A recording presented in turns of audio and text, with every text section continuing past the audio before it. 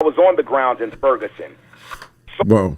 grounds dried up blood. And so my thing is, what city do I have to go to next? And so to prevent some of the marches, to prevent the protests, I must engage our young people and tap into their minds. Absolutely. Arts and talk about prevention. That's what I want to talk about. I'm talking about prevention. And so that's why we have the Education Empowerment Tour. That's why we do the Juneteenth. That's why I'm going to be in Charlotte Mecklenburg schools on June the 1st and 2nd.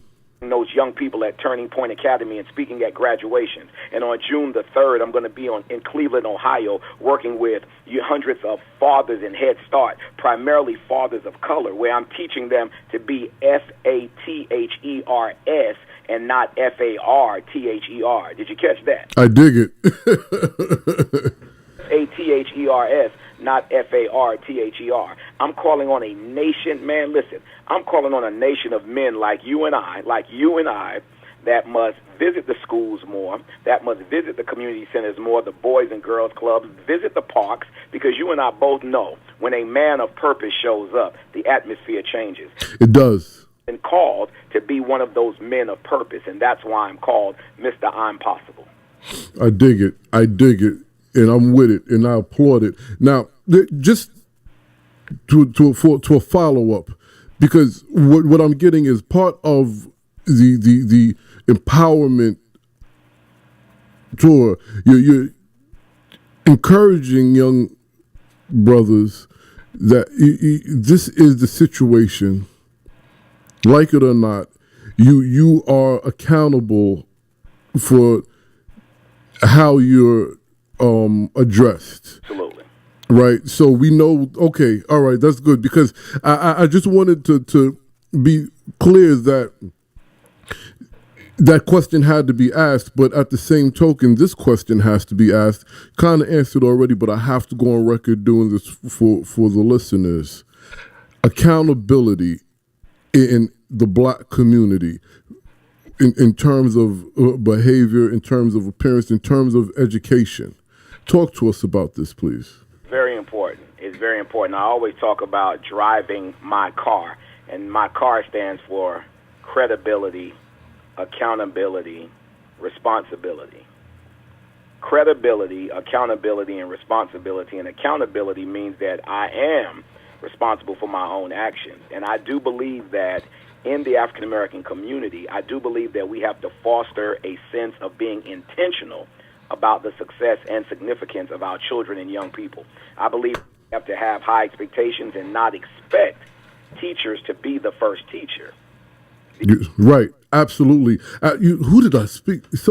I want our faith-based institutions to step up even more. I do a lot of work with the Christian Methodist Episcopal Church, man, and just to see the CME Church and how they adopt schools. In Chicago, for example, everywhere there's a CME Church, the closest school is adopted. So I'm looking at our churches and our mosques and our temples to adopt schools where we have black and brown babies. And I'm coming out, just the community. I'm talking about parents being more responsible, because let me say this. You can, as a parent, you should be able to control what's viewed in your home on the television. Absolutely. Let's be real, because back in the day when I grew up in Savannah, Georgia, and Jamaica, Queens, New York, my mother and my parents told me, listen, if we come home and the television is warm, we know you've been watching television. That's true. Have cell phones. There was a lock on the phone, so I had to do my homework before I used the phone. There was something called, we had to be in the house when the street lights came on. That's right. So that all dealt with accountability. And so we have a sense of parenting today, my brother, where many parents are saying, I'm not going to raise my children like my parents raised me. And my first question to them is, why not? You're making it. You turned out all right. Your children and grandchildren and nieces and nephews to turn out all right. If you had discipline and structure and it kept you from being incarcerated, why would you want to, where many parents structure and give your children to the systematic oppression in this country? You know what? That is the $1 million question. That is the $1 million question. And I have to believe, just on a personal level, there are some that have not matured or grown up and laced up their boots, and they're still having mommy and daddy issues, and they're allowing their children to do things that they should not because they still feel slighted. Okay, so we have 9 minutes left in this segment. It's never enough time to talk to you, brother. But I want to get a couple of things, and I want to get in a description of the empowerment tour, which you pretty much said in answering these questions, which is really, really important. And I'm really happy that you worded those answers that way for those who can. And I don't want to say could catch it as if you all are slow, because you're not. But you need to understand that everything the brother answered is based on his programs. I also want you to break down the Empowerment Institute, please. Impossible Institute, excuse me. Which is an institute of empowerment. This is where we basically empower adults on how to profit from their brilliance, how to have more impact, influence, and income in society. We train speakers. We train those who want to learn how to speak more and communicate more effectively. We train entrepreneurs on how to expand and how to give back to their communities, how to build wealth in our community, something that we rarely talk about, something that is taboo. And so we teach them at the Impossible Institute how to live their purpose with purpose. And so the Impossible Institute is huge on education, it's huge on economic empowerment, it's huge on not just civil rights, but silver rights. Institute, and they can learn more about the Institute at Keith L. Brown. That's KeithLBrown.com with the Impossible Institute. And I also want to say, brother, I would love to come to your area.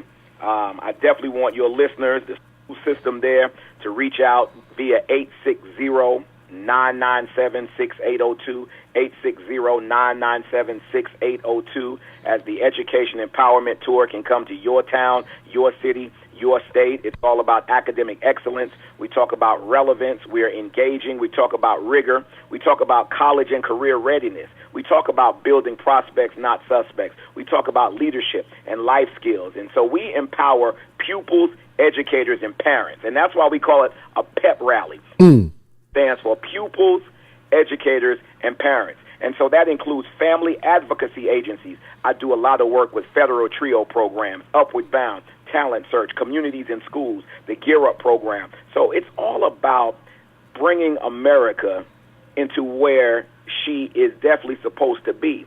And if young black males and young people of color are left out of the equation, then we are simply God's children, but America's orphans. Yeah, you know, or prisoners of war. I must say,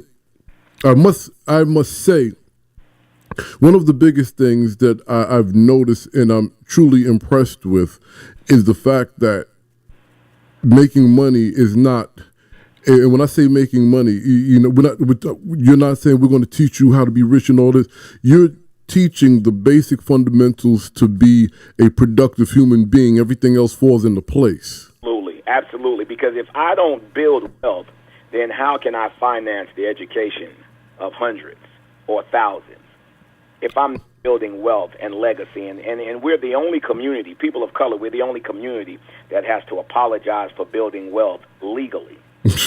We are the best consumers and the worst investors. And so from that standpoint, that's what we do at the Impossible Institute. And listen, we have scholars, man, that come from California and Texas and the Dutch Caribbean and Sheffield, England. So this Impossible Institute is a global movement. And as a professional speaker and an entrepreneur, it is my duty to enlighten. As a matter of fact, I will be in Nassau, Bahamas, man, at Atlantis on May the 25th through the 28th at the Merger Conference, man, the Merger Conference.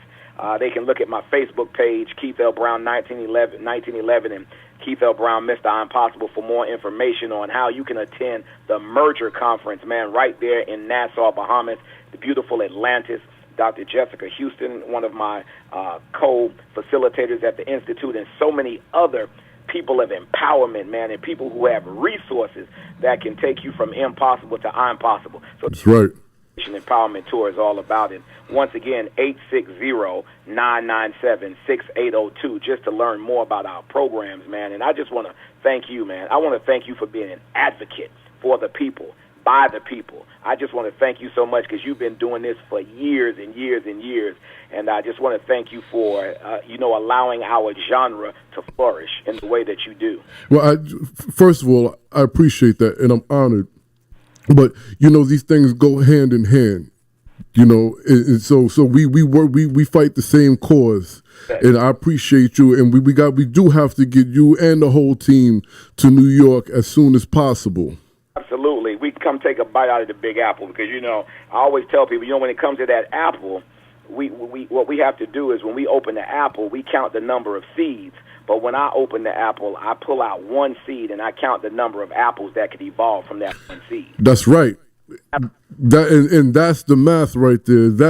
That math adds up. All right. Now, any other books or anything the people need to know about?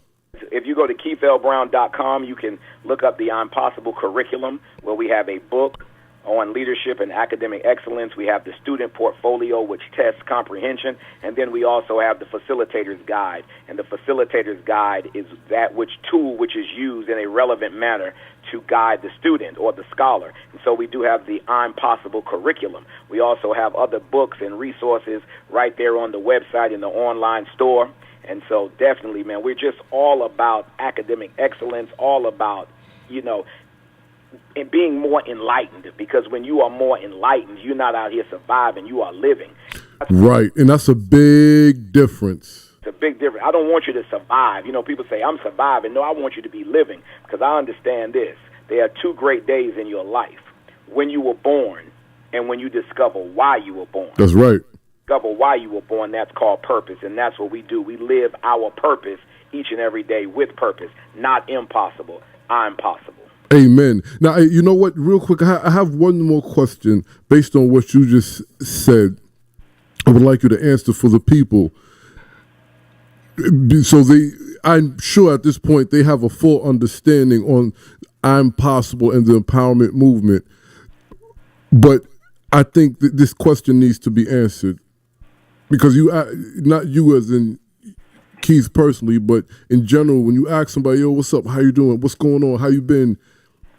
I'm surviving. I'm maintaining is the most common response in the community that we're fighting for. Why do you believe the mindset is I'm okay because I'm just making it? Yes. Well, you know what? That's because that low esteem and once again that slave mentality that's been passed down, that we can't be doing great. And we're going to have weekdays during the weekday. I understand that. But when people ask, how are you? I say, I'm possible. I'm possible. I'm living well. I'm healthy. I'm great. And I just say this, because of the low self-esteem, I want to tell your listeners real fast, never let anyone's negative opinion of you become your opinion of yourself. Let anyone tell you what you can't do, especially if they've never done it. So you need to name, claim, and frame your happiness today. You need to name, claim, and frame your health today, your freedom today, your legacy today. You need to name it, claim it, and frame it today and start saying, I'm possible. Amen. Brother, as per usual, it is always an honor and extremely full of energy when we sit here and chop it up. Absolutely, man. You continue to be empowered. And to all of your listeners, in the end, it will be okay. And if it's not okay, then it's not the end. I'm possible. There it is. You heard it. You heard it here. You know where to find him. Go to the website, like the Facebook page, and follow him on Twitter. We will be speaking to him very soon. Hopefully, not hopefully, we will be getting him and the team out here as soon as possible. Brother, thank you very much. Thank you so very much. Be empowered. Be empowered. Talk to you soon. That's what I'm talking about, blues people. That's what I'm talking about. See, like I told you before, there's so many different facets of the black community, black diaspora, that spawns from the blues, that spawns from, matter of fact, let's rephrase that the blues spawns from, that the spirituals spawns from, that the intellectuals and the literature spawns from. It comes from the people, right? So what Brother Keith is doing is helping cultivate those that will be shaping this culture that someone is going to be writing about, or they may be writing about, right? Or singing